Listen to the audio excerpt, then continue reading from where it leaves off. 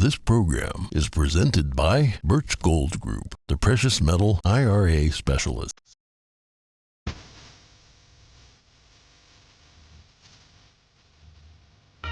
Good morning. Today's headlines: the new rules package for the House passed along party lines yesterday, but not before some hot takes from both sides of the aisle. Documents with classified markings found in one of President Biden's private offices. The office was used when he was VP during the Obama administration. A Pfizer board member gets Twitter to censor posts related to natural COVID immunity and the low risk for children. The latest Twitter files are hot off the press. Former Brazilian President Bolsonaro hospitalized in Orlando, Florida. President Biden is facing mounting pressure to remove him from the U.S. after protests in Brazil turned destructive. And tens of thousands of people are evacuated from regions across California. President Joe Biden approves emergency declaration for flooding in the state.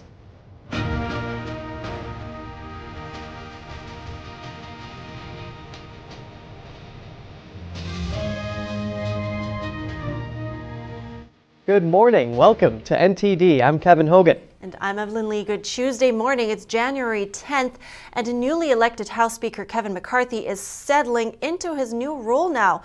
Republicans approved their rules package for House governance yesterday. They also passed a bill that rolls back billions of dollars of funding for the IRS. NTD's Jeremy Sandberg has more on the GOP's first day exercising their majority.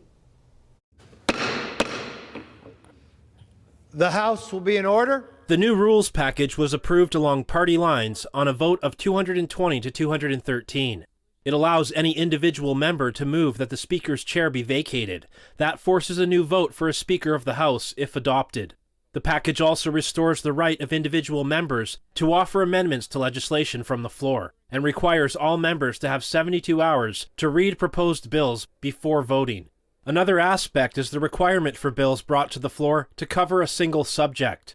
New House Majority Leader Stephen Scalise says the days of bills being written behind closed doors without input from committees and submitted in the dark of night are over. He referenced the $1.7 trillion omnibus spending bill. Mostly borrowed from countries like China. You look at all of the things that had absolutely nothing to do with the general operations of government that were thrown in that. Now, you can start looking at it today, but you surely couldn't look at it the day of the vote because very few people had the opportunity to read it. Over 4,000 pages dumped by dark of night right before the vote. And yes, a majority of this Congress voted by proxy on that bill. They weren't even here. Outgoing Democratic House Rules Committee Chairman Jim McGovern criticized McCarthy for making concessions to win votes and says the Republican Party has been hijacked by an extremist MAGA faction. 3 seats on the Rules Committee for conservatives, freezing spending at FY 2022 levels, a debt ceiling strategy, coveted committee assignments, and more. Is this what the Majority Leader meant when he talked about a new day and transparency? McGovern called the package a joke before urging Congress members to vote no. And the icing on the cake? A new subcommittee to push QAnon conspiracies and launch fake investigations into non-existent scandals. What's next? A rule requiring we all wear tinfoil hats?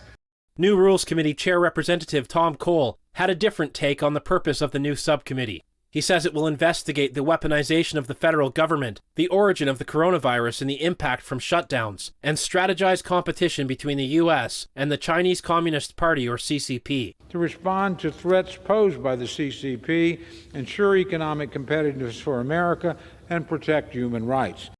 Cole says he's proud of the rules package. He thinks it reflects the priorities of Republicans and the voters that elected them. It ensures that we will hold the Biden administration and the Chinese Communist Party accountable, and it ensures that we will get our fiscal house in order. After forcing the new rules through, Republicans passed their first bill later in the day. The Family and Small Business Taxpayer Protection Act rescinds over $70 billion in funding to the IRS. Jeremy Sandberg, NTD News.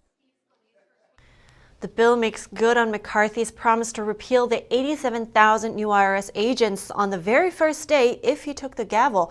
It will stop the agency from doubling its workforce to conduct new audits. It leaves funding for customer service and IT service upgrades in place.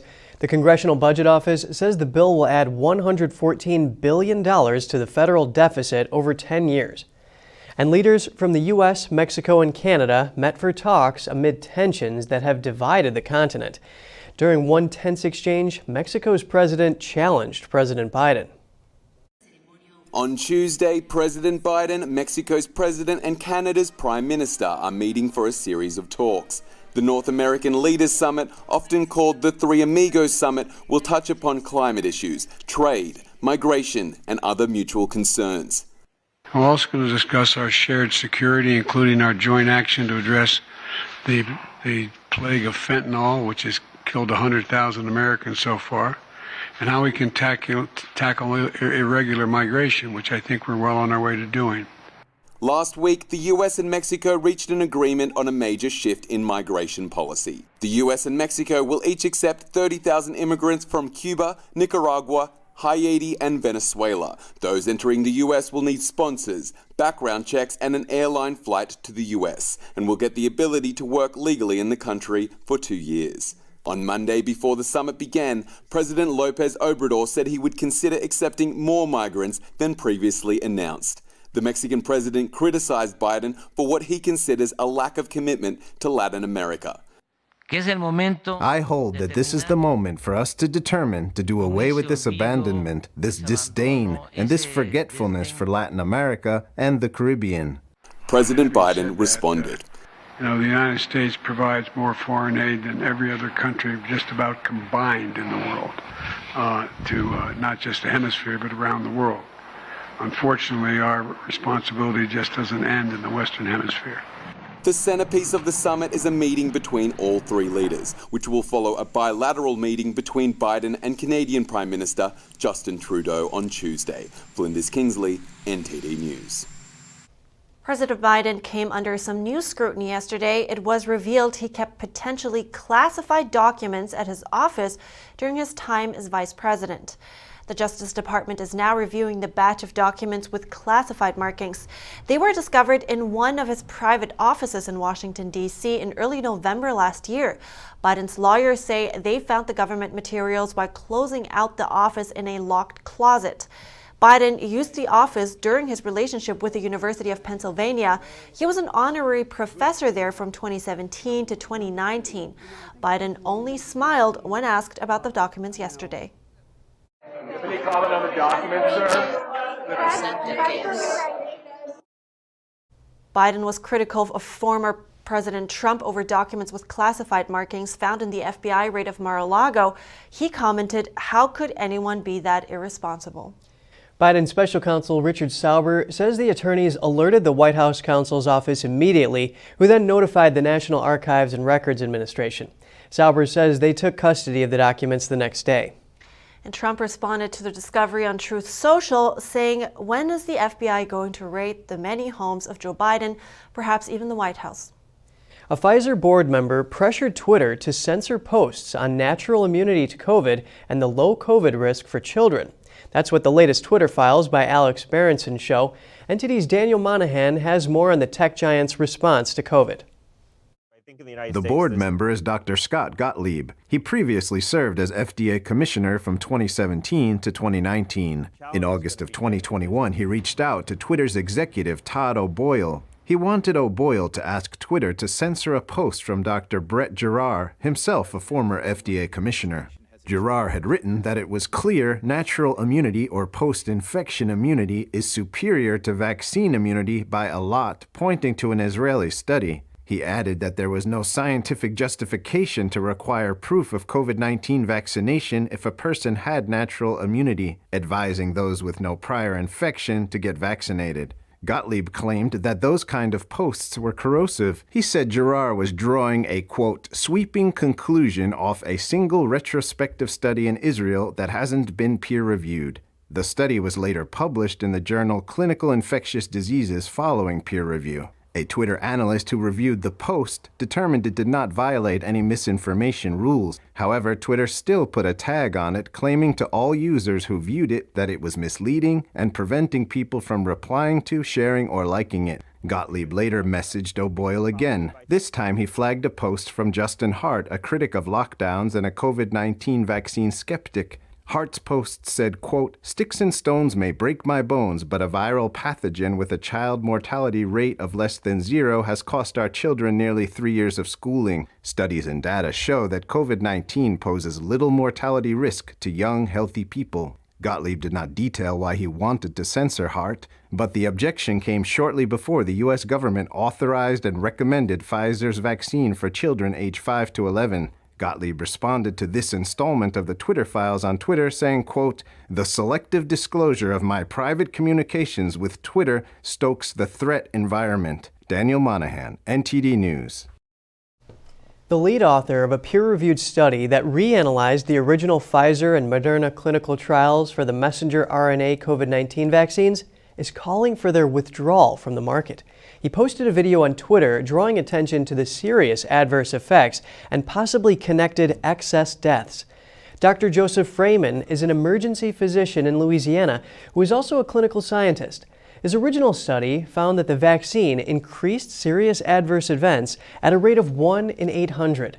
At the time of the publication, Dr. Freeman and the study co-authors did not believe that their single study warranted the withdrawal of the vaccines from the market. However, he says that multiple new pieces of evidence have come to light, causing him to reevaluate his position. Freeman states that an article published in the BMJ regarding the FDA's own data found the same serious adverse events identified by his study, but he says the FDA has failed to inform the public of these findings. In addition, now we have multiple autopsy studies that find essentially conclusive evidence that the vaccines are inducing sudden cardiac deaths. Many nations that have been using the messenger RNA vaccines have experienced an increase in excess mortality, more people dying than should be expected. Nations with higher messenger RNA vaccine uptake have correlations with higher rates of excess mortality. While the cause of this excess mortality is not known, researchers analyzing this data were unable to identify any other reasonable cause of the excess death other than the vaccines. In related news, Louisiana Attorney General Jeff Landry released email evidence showing the White House pressured Facebook to censor Tucker Carlson. A viral video of his related to COVID vaccines was demoted 50% in lieu of a 7-day fact-checking period. However, the Facebook demotion continued even though no so-called fact-checking actually occurred. Former Brazilian President Jair Bolsonaro was admitted to a hospital in Florida yesterday. This comes as more than 1,500 Brazilians were rounded up for breaching key government buildings in the capital this weekend. Bolsonaro was suffering intestinal pains. It could be related to a stabbing that took place during his 2018 election campaign. His wife, Michelle, posted the news on Instagram. Doctors say he has an intestinal blockage, but they think it's not serious enough to need surgery. State Department spokesperson Ned Price was asked yesterday about Bolsonaro's visa status. He declined to comment, but had this to say. Leaving individuals aside, and generally speaking, if someone entered the United States on an A visa, which is essentially a diplomatic visa for foreign diplomats or heads of state, an A visa holder, if an A visa holder is no longer engaged in official business on behalf of their government, it is incumbent on that visa holder to depart the U.S. or to request a change to another immigration status within 30 days. Bolsonaro has not yet conceded defeat to Lula. However, the former president did authorize his chief of staff to begin a transition and has said he would abide by Brazil's constitution. Police in Brazil surrounded and cleared a camp of protesters who back Bolsonaro in the capital yesterday. At least 1,200 people have been arrested at the makeshift camp outside the Army headquarters in Brasilia.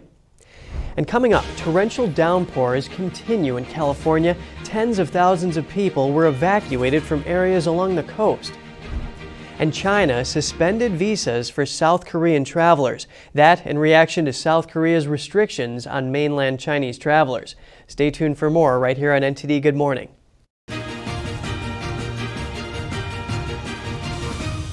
This is Stephen K. Bannon. I urge you to protect your savings from inflation by diversifying into a physical gold IRA from Birch Gold Group. Simply text the word NTD to 989898 and you'll get a free info kit on gold IRAs explaining everything.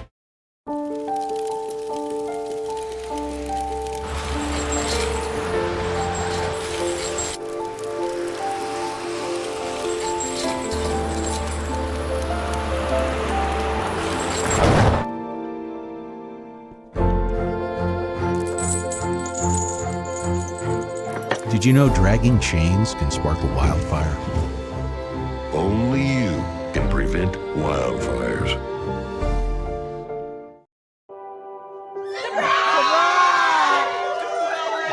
I see the future is really bright for me. The high school diploma is just added to the confidence, and now I feel unstoppable.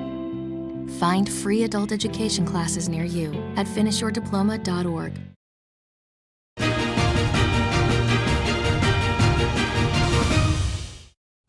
Good to have you back with us. Around 25,000 people in 17 regions of California were ordered to evacuate on Monday after torrential rains caused heightened mudslide hazards. Included in the evacuation was the entire town of Montecito and nearby areas of the Santa Barbara coast. Concerns are the recent downpours could unleash lethal cascades of mud, boulders, and other debris and hillsides stripped bare of vegetation by past wildfires.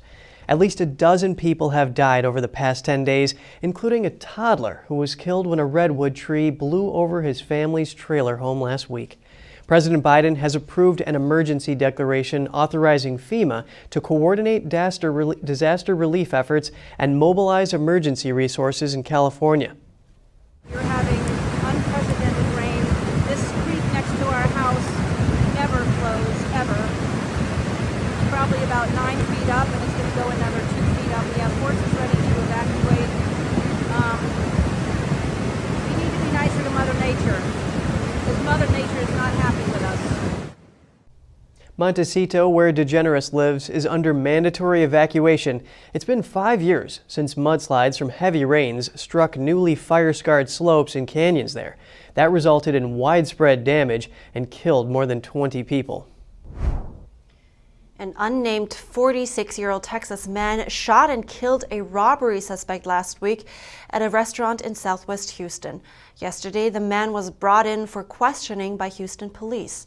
Police were called to a shooting at El Ranchito No. 4 Taqueria at about 11:30 p.m. last Thursday.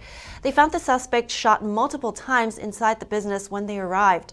The suspect has been identified as Eric Washington. He was dressed in all black, including a black ski mask and black gloves.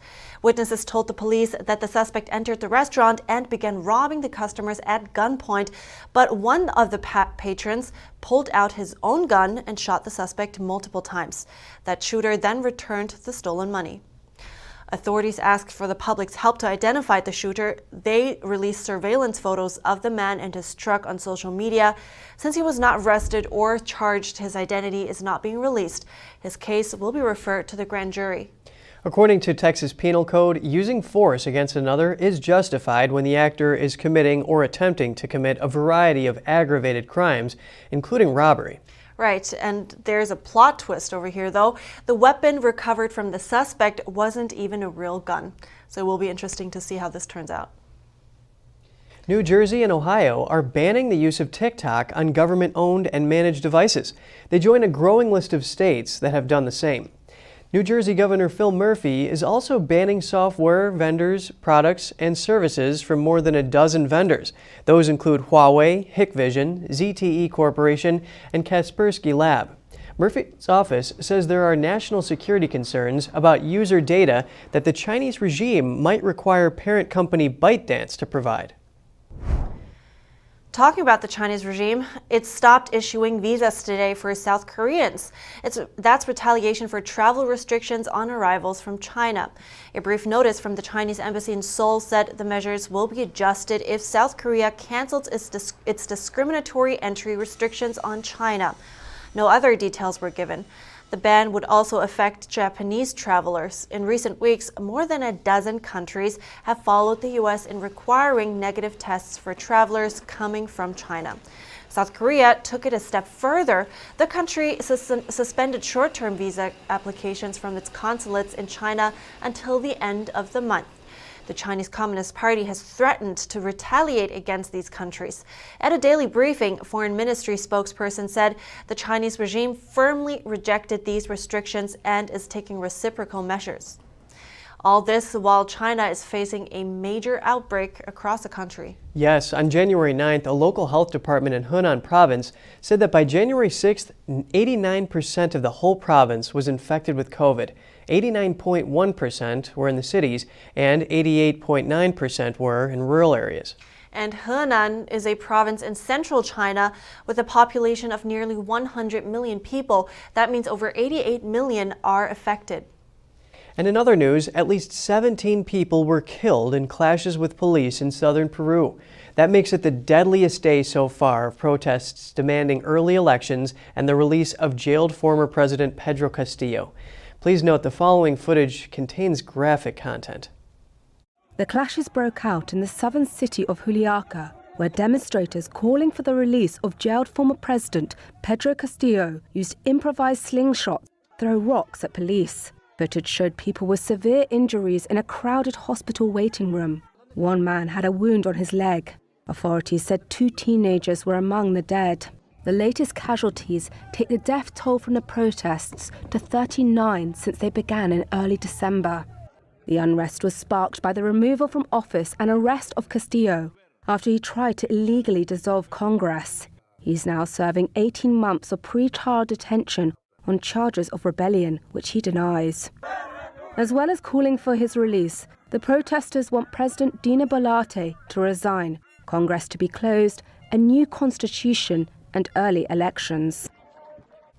A first attempt to launch satellites from Western Europe failed in the early hours on Tuesday. Virgin Orbit said an anomaly had prevented its rocket from reaching orbit after its historic launch from a British coastal town. A crowd had gathered in the coastal town of Newquay in southwest England to cheer on the historic mission.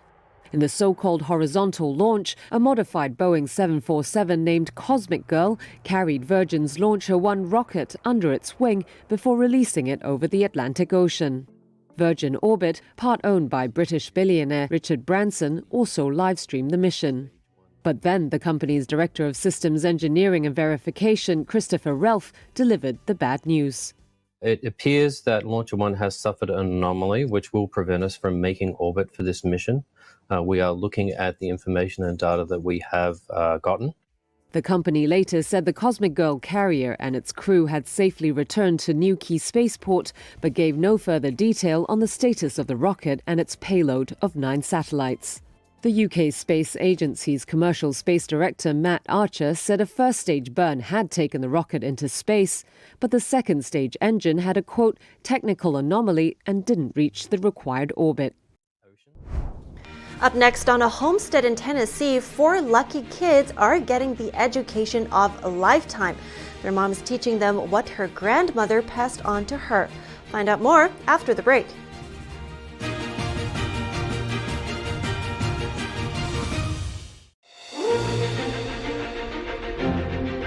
NTD's Capital Report. It's about getting answers, cutting through the fog of politics. It's about your questions and our chances to ask. What is the net impact of the American Congressman Graves? Thank you for joining us. We're speaking to those in power to find out what does this mean for the people.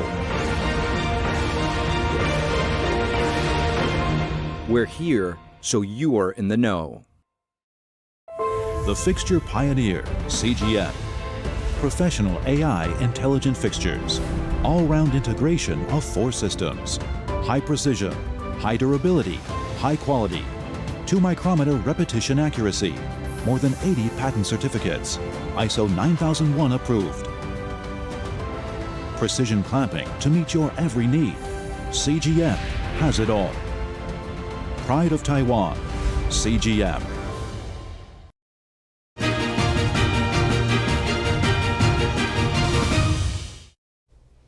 Well, Welcome back. In Tennessee, a homesteading mom is teaching her 4 kids the self-sufficiency lessons that her parents' generation missed out on. On their 23.5-acre farm, hard work and dedication are keeping alive the skills that served her ancestors. When high school sweethearts Courtney and Samuel Black were younger, both their maternal grandparents had farms right next to each other. When the two finally got married and had children, Courtney started thinking of the lessons she got from her grandmother. She wanted the lessons of self-sufficiency and respect of the land to be passed to her children. We try to teach them every step along the way so that they see when we put it on their dinner plate that, hey, look, this is why we do what we do. And, you know, especially when it comes to meat, we do it because of the humane sacrifice that that animal has given us. Growing up on the farm, Courtney and Samuel's children understand where food comes from, just like when their 4-year-old drank store-bought milk for the first time. And she knew that milk came from, it didn't come from a jug, it didn't come from a grocery store, it came from an animal. And she was asking, where's your animal? So it was just something I'll never forget, that my kids don't have that disconnect, and they know that because they see it every day. The children are learning the skills that can make food. We used to say that, well, we make all our food from scratch, but now we make our ingredients. I just grew up going to the grocery store and we just got mayonnaise. Or I just went and got butter from the fridge, you know, like it wasn't like I knew how to make that ingredient, but now my children do. Courtney wants her children to have the skills to survive and to always have food. Or the grocery stores just don't have it, because let's be honest, there's grocery stores in America right now that just don't have what we need. The farm uses a design called permaculture, which improves sustainability and reduces degradation of the soil. So the children are also learning how, by working with nature's cycles, they can keep the soil, plants, animals, and themselves healthy. Our garden is called a Back to Eden style garden, and we keep layering the wood chips and the compost and the cow manure, and so it all works together to feed the soil back so that the soil can feed us. All those microorganisms that work in the soil to make it better, all that's giving nutrients back into our plants. The lessons Courtney gives to her children were handed down to her by her grandmother, and she passes down a tradition of invaluable skill and knowledge. Number one, I don't want my culture to die. That's my culture. That's what I grew up with, was learning to can and forage and do all that. Ultimately, though, the homestead life is about family. We work together to eat together. The homestead is bringing the family closer to their food, to the earth, and to their culture. Flinders Kingsley, NTD News. Wow, living off the land is so great. You know, it must be so nice eating that fresh produce out of the garden, like the okra I grew. It was so fresh. Oh, nice. Yeah, you have a homestead life. For sure. I think that's a great way for the kids to grow up as well, you know? Oh yeah, it teaches them work ethic. It's a lot of work tilling that soil. The environment and everything, such a dream. Fresh air, it's got to be good for them. Yeah.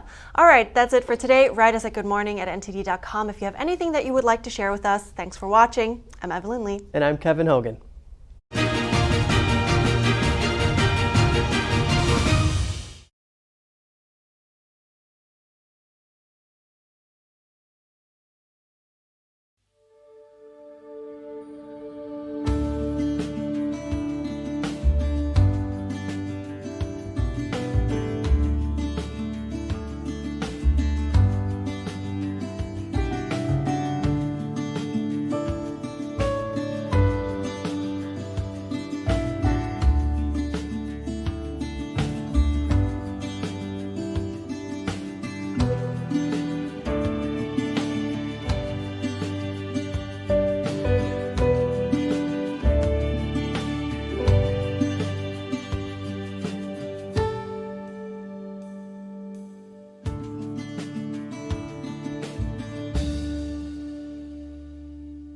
Thanks for watching us on YouTube. Did you know YouTube only keeps selective videos on its platform? So if you want to make sure you get the full picture, just subscribe to our newsletter.